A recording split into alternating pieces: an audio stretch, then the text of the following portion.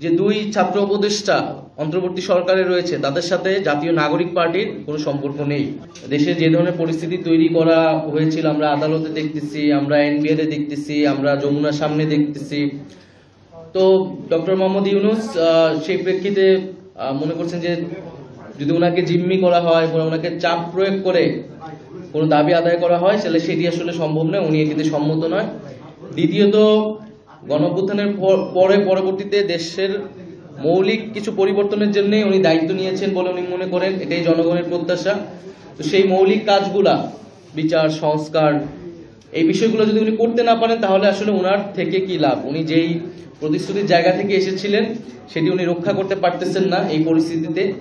এবং দেশে যদি এই পরিস্থিতি চলতে থাকে, রাজনৈতিক দলগুলো যদি বা বিভিন্ন পক্ষ যদি এভাবেই চলমান থাকে তাদের কার্যক্রম, তাহলে আসলে ওনার পক্ষে দায়িত্ব পালন করা সম্ভব নয়। এলএমই সার্টিফাইড বিশ্বসেরা কপারে তৈরি ওয়ালটন কেবলস, যা আপনার স্থাপনাকে রাখবে সব সময় নিরাপদ।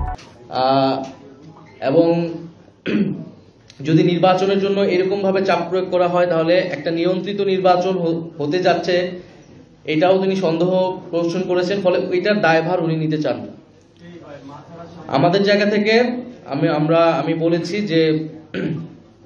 যে উনাকে দায়িত্বে থাকতে হবে, কারণ প্রতিশ্রুতির জায়গা জনগণের কাছে ওনার রয়েছে।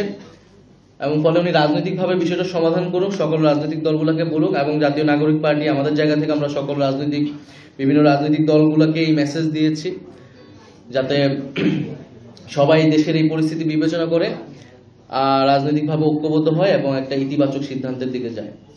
১/১১ বন্দোবস্ত বলতে কিন্তু এটাই বোঝায় যে সেনা সমর্থিত এবং বিদেশি শক্তির প্রভাবে দেশে একটা জনগণ বিরোধী, গণতন্ত্র বিরোধী একটা সরকার।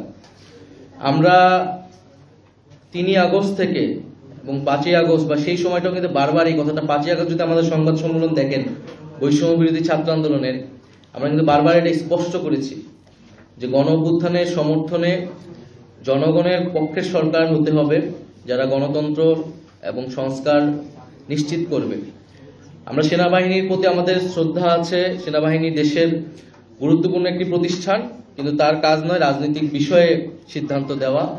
তার কাজ দেশের প্রতিরক্ষা, দেশের নিরাপত্তা নিশ্চিত করা এবং ক্রাইসিস মোমেন্টে তারা এখন রাস্তায় আছে, আইন শৃঙ্খলার বিষয়টিও দেখতেছে। দ্বিতীয়ত আমরা গণপরিষদ এবং আইনসভা নির্বাচনটি চাই, যেটা আমাদের নতুন সংবিধান এবং আমাদের যে ট্রানজিশন সেটা নিশ্চিত করবে। স্থানীয় সরকার নির্বাচন যেহেতু এখন